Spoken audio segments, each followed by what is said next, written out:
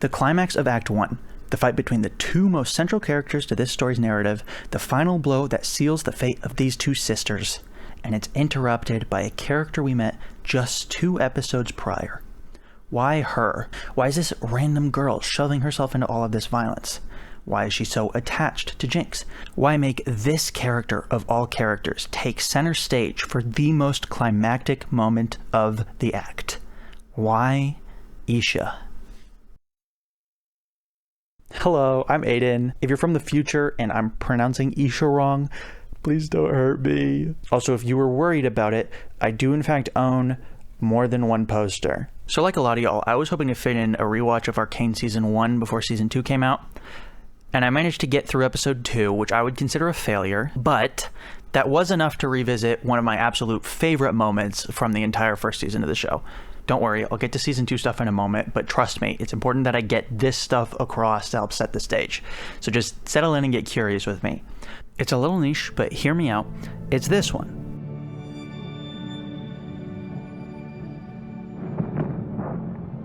The reason why I love it so much starts with one simple question. Why did they use slow motion? Our first hint comes courtesy of the music, this high-pitched violin motif, as the exact same music shows up 2 episodes later, alongside a slightly more iconic slow-mo moment. This second slow-mo is obviously used to great effect. We're supposed to see Powder, see that she's happy, that she's proud. The show is prompting us to really sink our teeth into Powder's psyche, to see that despite causing all this destruction, she is just a kid who thinks that she's finally done her sister proud. But in episode 1, that openly violent of a tragedy couldn't seem further away. In fact, if you pluck out the one major exception, episode 1 of this show is saturated with hope. Their lives are damn hard, but these kids thoroughly exhibit the strength and confidence necessary to face those hardships. They're underdogs, but one day this city's gonna respect them. In that tonal context, this violence played straight would feel cool and cathartic. It would feel like rooting for the good guy. But that's not what we're supposed to feel in this moment. So we slow down the blows, and in turn, they shed their snappy impact. Each hit looks twice as ugly, and the nuances of the damage being dealt become so much more clear. This moment is insistent that regardless of how much of a scrappy, schoolyard-esque fight it appears to be, this violence is still violent. And as they do this, the camera focuses on Powder, and she is scared. It's supremely clear that this ugly, painful depiction is meant to be Powder's perception of the fight. She is absorbing every detail about this moment, and it's traumatic. Powder speaks to the experience of being a kid in so many ways, but this moment really takes the cake for me. She's thrown into this unfamiliar hardship without a lifeline immediately available to her, and she's forced to reckon with it. And that's scary for her. Here's the thing about trauma as I understand it. If you have someone there to help you process your emotions, preferably someone who's worked their way through similar hardships in their past, and you have an honest and vulnerable conversation with them about it, chances are you'll be okay. You won't go back to the person you were before you faced that hardship, but the things you learn from it will lean more towards healthy coping mechanisms than maladaptive trauma responses. In other words, you'll have grown up. Usually that person is a proper parental figure, but for Powder, those shoes have to be filled by Vi. Deep down, Vi understands that. It's what compels her to have that compassionate conversation with Powder at the end of episode 1. And that conversation, in combination with the slow-mo fight scene, serves as the perfect foreshadowing for when the coin flips in episode 3. See, Vi's talk with Powder did work, but only temporarily. This whole time, Milo has been digging the knife deeper by insisting there's something wrong with Powder because of the way she behaved in that first scrappy fight. We, the audience, watch Vi lay the groundwork to undo the harm that Milo's BS is causing, but Powder doesn't. And when Benzo dies and Vander gets kidnapped, Vi is understandably left too emotionally unavailable to follow up on it anytime soon. As such, Powder finds herself still processing a lot of those trauma-informed feelings without the mentorship she needs to help her be able to process them healthily. And so the insecurities of the days prior start to fester in Powder, leading to an emotional breakdown and that rash decision that we're now all too familiar with. But that's what I love so much about the framing of this moment in episode 1. Through their explicit acknowledgement that witnessing these few seconds of violence would still be traumatic for a kid like Powder, followed directly by a demonstration of how exactly a parental figure would help that kid process their trauma healthily, the writers are pointing out that, in theory, these are the means by which Powder could have stayed as Powder. So what the hell does this have to do with her? Simple. Isha is a foil to Powder. For the uninitiated, two characters being foils to each other just means that they're designed to be compared and contrasted. Most of the time, the broad strokes of their characters are instantly comparable. Background, age, personality, whatever. However, beneath all those similarities, they also have one major difference at the core of their characters. Something of enough significance to cause them to engage with the world in noticeably different ways from each other. Sometimes the difference is inherent, so that when these two characters experience similar things over the course of the story and then react to them differently, you can recognize that their different reactions probably come courtesy of that one core character difference. Other times, that difference is emergent, where these two characters start out literally the same, but then experience substantially different things, dragging each character's arc in recognizably different directions, such that the character development instills that core difference in them over the course of the story. But the important thing to note here is that that core difference is almost always going to be balanced on the razor's edge of a theme at the core of the overall story, so that whatever way these two characters end up contrasting each other becomes, in and of itself, a clear statement on that theme. Okay, now let's take a step back and try and superimpose that concept onto Isha and Powder. First things first, for these two to be foils, they have to be similar. And they are similar. Isha appears to be about Powder's age, and clearly also grew up in the Undercity. She's small and scrappy, and that means she's not able to fight her way through things head on. She has to be cunning, a quick thinker, such that she can work her way around her problems. And all in all, this means that she's capable, just not capable enough right now to take care of herself by herself. These similarities are important to make these two characters feel especially comparable, but they don't hold a candle to what I consider to be the most important similarity that they share, their relationship with a quote-unquote older sister as a mentor or parental figure. Because as I'll get to in a bit, the core difference that really sold me on Powder and Isha being foils is actually tucked inside of this similarity. Isha is to Jinx as Powder is to Vi. Let's start with Powder, in the very first scene of the show. She's holding Vi's hand as they walk across the bridge, covering her eyes and singing Dear Friend Across the River. We can reasonably assume that these are things that Vi told her to do in an effort to shelter her from all the violence. But Vi stops walking, and Powder notices, taking her hand away from her eyes to look up at her sister. Vi, looking off in the distance, lets out a subtle, horrified gasp. Powder then follows her lead. She looks in the direction Vi is looking, and she gasps as well. When they see Vander, Powder doesn't react until Vi starts to lightly push her with her hand, guiding Powder behind her. Then, when Vander comes over, Vi starts to worry about where her parents are, looking around frantically. Yet again, Powder looks up at Vi to see what she's doing, and only looks to Vander for an answer once Vi does. And finally, we see that their mother is dead, and we're very intentionally shown Powder's reaction first. Because while she does seem sad and scared, she's still not sure how she's supposed to be feeling in this moment. So she instinctually pulls herself in closer to Vi, and looks up to read her reaction. Powder is young enough to still be learning how to interact with the world on a pretty fundamental level. And as a kid, the way you learn how to deal with these things is to literally look up to the people who you look up to. You watch what they're doing, and you follow their lead, seeing how their solution is meant to work, seeing if it's a solution that works for you. That's a lot of what makes this scene so instantly heartbreaking. Powder's looking to Vi for a solution, and Vi doesn't have one, because in a moment like that, there isn't one. But I digress. See, Powder's whole pattern of looking at Vi to understand how she should react to practically every little thing is so incredibly apparent in how Isha behaves for the whole fight scene between Sevika and Smeech. Moment 1. The first shot of Isha that's in this scene, she is leaning in to absorb exactly how Jinx is blasting this dude's head off. And when Jinx sees this, she encourages it, tossing a little finger gun Isha's way as if to say, look what I just did. And so Isha is now fully aware that this fight is going to be an explicit learning experience. Skip forward to the end, and we see this learning experience in full swing. Jinx sees the first slot land on Jackpot and lets out a in anticipation. And Isha, hearing that, follows suit with a little of her own. When Smeech starts getting dismantled, Isha starts off kind of shocked, but when she hears Jinx go woof and looks over to her to see her enjoying it, Isha turns back to the chaos with this fucking adorable little scoff giggle combo of her own. This girl is learning, damn it. Okay, but so far, this is just a similarity, and I mentioned a difference being tucked in here earlier, so where is that? The thing I find the most obvious is the fact that the two mentors, Jinx and Vi, are very different characters.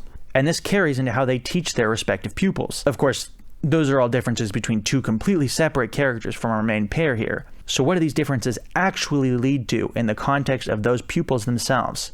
Well, let's once again probe the obvious. Although the role gets flipped, two of these four characters aren't completely separate.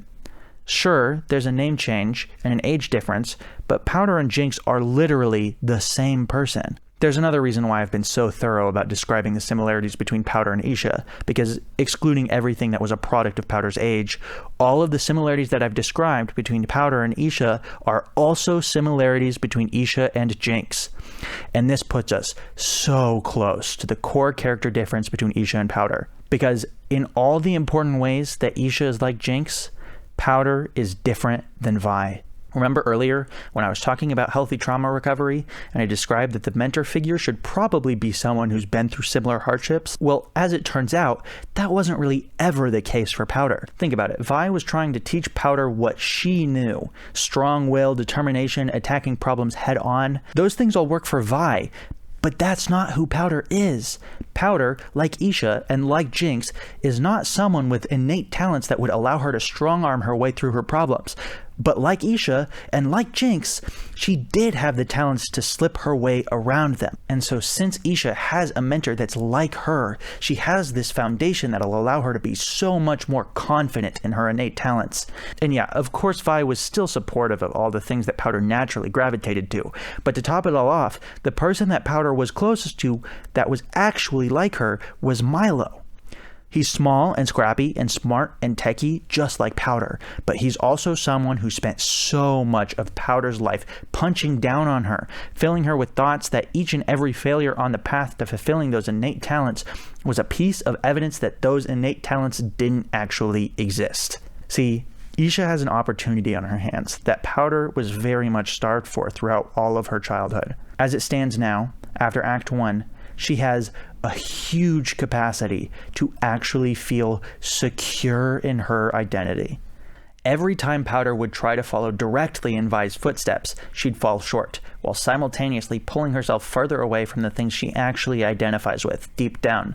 Isha, on the other hand, is not falling short. She actually helps at the beginning of the Sevica-Smeech fight by wink wink nudge nudge, throwing a now functional version of the grenade that Powder was making in the first episode of the show. But even if Isha falls short trying to follow in Jinx's footsteps, chances are that she will still be growing more and more into a genuine version of herself. We can see evidence of this by comparing Powder's reactions in that first scrappy fight scene to Isha's reactions when Sevica fights Smeech. Where Powder is just overwhelmed by her fear, Isha is able to turn it into excitement, not just because she was copying Jinx's reactions, but because she had been given the tools necessary to wield her strengths in a way that allowed her to actually help with the fight. And while no, Isha wouldn't be able to beat any of these people on her own right now, it's clear that through Jinx, she could learn to beat them, and she could do it using her own strengths. This is also reflected beautifully in the visual contrast between Powder roof jumping when we first meet her in Season 1, and Isha sewer jumping when we first meet her in Season 2. They both jump, they both get close, and they both slip, but aptly described by my buddy Schnee, where Vi catches Powder and pulls her up.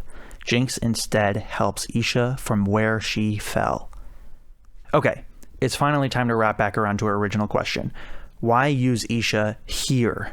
Why put her in the middle of the climax of Act 1?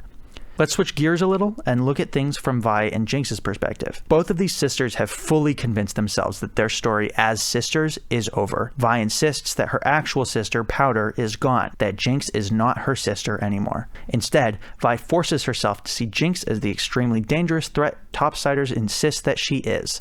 She pours herself into undoing the damage that Jinx caused to her far more recent loved ones, into preventing any further damage from happening by stopping Jinx in any way she can.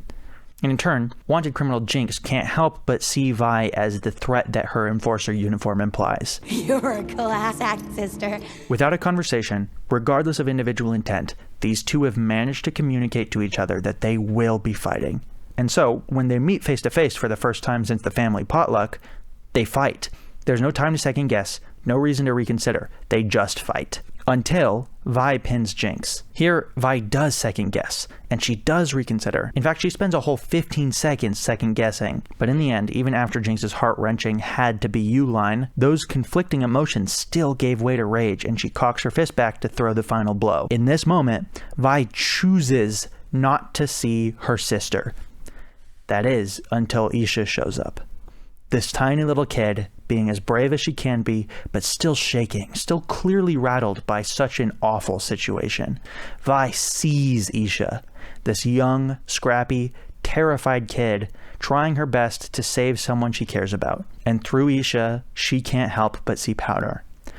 No matter what she's convinced herself about Jinx, that she's too far gone, that whatever was left of Powder in her head has disappeared, she cannot bring herself to do the same for Isha, because Isha is a blank slate. She's a version of Powder that still has every opportunity to live a healthy, meaningful life. And if Vi still tries to kill Jinx, and this new Powder gets hurt, it would once again be on Vi for taking that potential away from her. But it's also even more than that. Even if they manage to drag this kid away to keep her entirely unscathed, she is demonstrating that she cares about Jinx right now, cares enough about her to risk her own life to save her. And Vi knows what it's like to lose a loved one as a kid. She knows what it did to her, and more importantly, she knows what it did to Powder. Even if Vi doesn't think it, in this moment she feels it. That in trying to resolve her emotional wound through violence, she was mere seconds away from overshadowing this ray of hope that looks exactly like Powder, mere seconds away from removing Isha from her mentor and passing her own trauma on to Isha in the same way that Vander and Silco's trauma got passed on to Powder. And it's only through those feelings that she finally is able to take a step back and stop what she's doing. I'm not going to pretend like I know what they're going to do with her character. The show has way too many moving parts for me to say with any confidence that they will take Isha's character in any particular direction. But for now, I'm not concerned with that, because this narrative device of her being a foil to Powder has already kind of been resolved. In fact, in this first act alone, Isha has already delivered a clear thematic conclusion through her contrast with Powder. Thanks to all the ways that her life right now differs from Powder's, the presence of a mentor that actually meets her at her level, how she's being taught to approach the world in a way that works for her, and the added emotional security that comes courtesy of those last two things, Isha actually succeeded where Powder couldn't, by saving someone she loves. It's a pretty simple comparison to make, but it turns Isha into this beautiful, heartbreaking example of the kind of person Powder could have been under only slightly different circumstances. Isha is the actual evidence that if Powder's youth had gone even a little differently, she might have grown up without having ever heard the name Jinx. Thank you so much for watching. Subscribe for less. If the next video I make is even remotely like this one, that is not me. Call an exorcist. Not actually. It feels like it's pretty likely that I'll find another stroke of inspiration when the next few acts come out. But I have school. We'll find out.